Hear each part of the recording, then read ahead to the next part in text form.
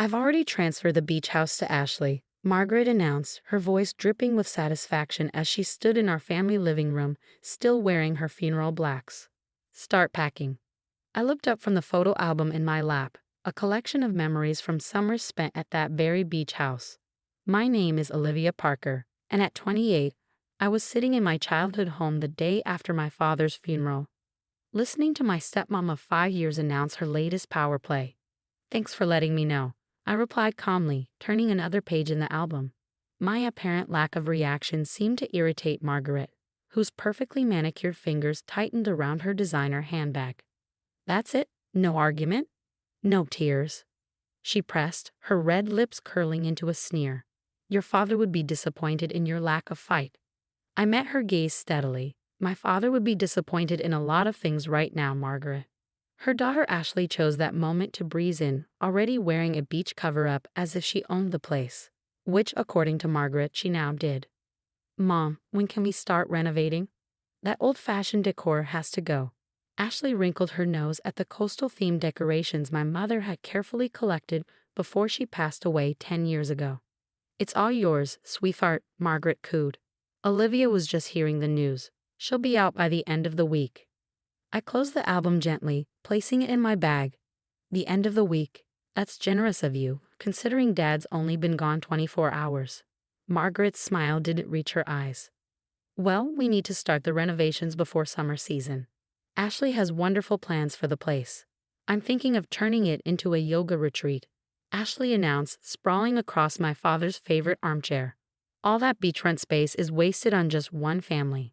I thought about the weathered deck where Dad and I had spent countless mornings fishing, the kitchen where Mom had taught me to make her famous clam chowder, the secret alcove under the stairs where I'd hidden my childhood treasures. All of it about to be transformed into a trendy retreat for Ashley's Instagram followers. The property transfer is already done, Margaret added, pulling out a folder. Signed and notarized yesterday morning before the funeral. I have power of attorney, as you know. I did know. Margaret had convinced my father to grant her power of attorney 6 months ago when his illness began to worsen. For medical decisions, she'd insisted at the time. Just in case. Would you like me to look those papers over? I asked, reaching for the folder. Given my background in real estate law. Margaret snatched the folder back. That won't be necessary. Everything's perfectly legal. Your father wanted Ashley to have the house. He told me so. I stood up, smoothing my black dress. Did he? When was this conversation? Last week, Margaret said quickly. In the hospital. Interesting. I replied, picking up my bag. Considering he was in a medically induced coma last week. Margaret's face flushed, but she recovered quickly. I meant the week before. Anyway, it's done now. We'll be heading down there this afternoon to start planning the renovations. I expect your things gone by Friday. I walked to the door, pausing only briefly. You know, Margaret, my mother always said something interesting about that house. She said it was built on stories and secrets. What's that supposed to mean? Ashley demanded, finally looking up from her phone. Nothing, I smiled. Just sharing a memory. Enjoy your yoga retreat planning. As I walked to my car, I could feel Margaret watching from the window. She probably expected me to break down, to cause a scene, to fight back immediately. She didn't know that I'd been preparing for this moment for months, ever since I'd overheard her plotting with Ashley during Dad's first hospital stay. I pulled out my phone and made 2 calls. The first to my mother's old friend, Betty, who'd been the real estate agent for the beach house for 30 years.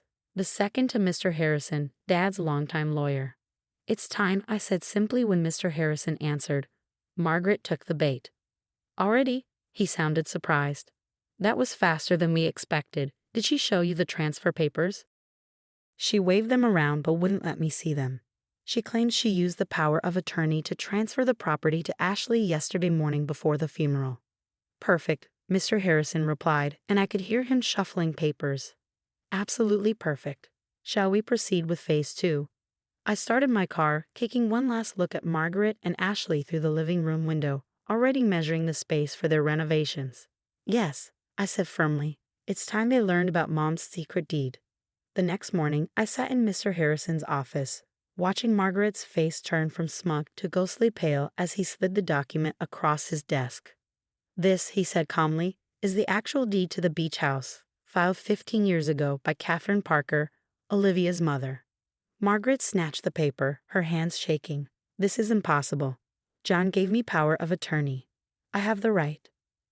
Power of attorney, Mr. Harrison interrupted smoothly, does not give you the authority to sell or transfer property that wasn't in John's name to begin with. What do you mean, wasn't in his name? Ashley demanded, peering over her mother's shoulder. I leaned back in my chair, the memory washing over me. I was 13 when Mom called me into this very office, already sick but still fighting. Olivia, she'd said, sometimes we have to protect the things we love most, even from the people who should protect them for us. The beach house, Mr. Harrison continued, was transferred solely to Olivia's name when she was 13, with a trust established by her mother Catherine. John was aware of this arrangement. He merely maintained lifetime residential rights. Margaret's face contorted. That's ridiculous. John would have told me. Would he? I asked softly. Like you told him about your plans to turn it into a yoga retreat. Ashley gasped, but Margaret's eyes narrowed. You were spying on us. I was visiting my dying father in the hospital when I overheard you and Ashley planning your renovation project. 3 months before he passed away, while he was fighting for his life, you were measuring his beloved beach house for yoga mats. That's not, we weren't. Ashley stammered, but Margaret cut her off. It doesn't matter. I have papers showing the transfer. Legal documents. Mr. Harrison adjusted his glasses. Any transfer documents you have are void, Mrs. Parker. You attempted to transfer property that wasn't yours to transfer. In fact, he pulled out another document. Attempting to do so under power of attorney could be considered fraud. The color drained from Margaret's face. You're bluffing. Am I? I stood up, walking to the window. You know what's interesting, Margaret? My mother didn't just leave me the house. She left me her wisdom too. She warned me that someone might try to take advantage of Dad's kindness one day. That's why she set up the trust. That's why she made sure I understood property law from a young age. That's why I became a real estate attorney. Ashley slumped in her chair, her Instagram perfect posture crumbling. Mom, what did you do? Margaret's composure finally cracked. I did this for you. For us. That beach house was wasted on her. She's never even there. Because I've been caring for Dad, I said quietly. While you were planning renovations, I was driving him to chemotherapy. While Ashley was designing her yoga studio, I was organizing his medications. Mr. Harrison cleared his throat. Mrs. Parker, you have 2 options. You can either sign this document acknowledging the void transfer and agreeing to vacate any claims to the property, or we can pursue legal action regarding the fraudulent transfer attempt. Margaret's hand shook as she reached for the document. This isn't fair, she whispered. No, I agreed. It wasn't fair when you rushed to transfer property the day before my father's funeral. It wasn't fair when you gave me 3 days to clear out my family's memories. Life isn't fair, Margaret. That's why we have laws. As Margaret signed the document, her signature barely legible, Ashley stood up abruptly. I'm sorry, she blurted out. I didn't. I knew Mom was planning something, but I didn't know about the fraud part. I really looked at her, and saw something genuine in her expression for the first time. The beach house was never about the property value, Ashley. It's about memories. It's about family, real family. Which is exactly why it should stay in the family, Margaret interjected, finding her voice again. It is staying in the family, I replied firmly. My family, the one that built it, loved it, and protected it. Mr. Harrison collected the signed documents, making copies for everyone present. I believe our business here is concluded, he said. Mrs. Parker, Ms. Ashley, I trust you'll cancel any renovation plans you've made. As they stood to leave, Margaret turned back, her eyes cold. You think you're so clever, don't you? Just like your mother. I smiled, touching the old photo album in my bag. Thank you, Margaret. That's the nicest thing you've ever said to me. The following weekend, I stood on the weathered deck of the beach house, watching the sunrise paint the ocean in shades of pink and gold. The salt air carried memories of morning fishing with Dad, of Mom's laughter echoing across the waves, of a childhood spent building sandcastles and collecting seashells. Betty, our longtime family friend and real estate agent, joined me with 2 steaming mugs of coffee. Your mother would be proud, she said, handing me one. She always said you had her spirit and your father's heart. I wish Dad had seen through Margaret's act sooner. I sighed, wrapping my hands around the warm mug. He was so lonely after Mom died. He just wanted to believe in love again. John was a good man with a trusting heart, Betty nodded. But Catherine? She was a force of nature, smart as a whip, always thinking 10 steps ahead. I smiled, remembering how Mom had sat me down in this very spot, explaining why she was putting the house in my name. Sometimes she'd said, love means protecting people from their own blind spots. The screen door creaked, and Ashley stepped out tentatively. I'd been surprised to receive her text asking to meet, but something in her message felt genuine. I didn't know if he'd actually be here, she said, hovering uncertainly by the door. I come every weekend now, I replied, turning to face her. Would you like some coffee? She nodded, and Betty quietly slipped inside to get another mug, leaving us alone with the sound of crashing waves. I brought something, Ashley said, pulling a folder from her bag.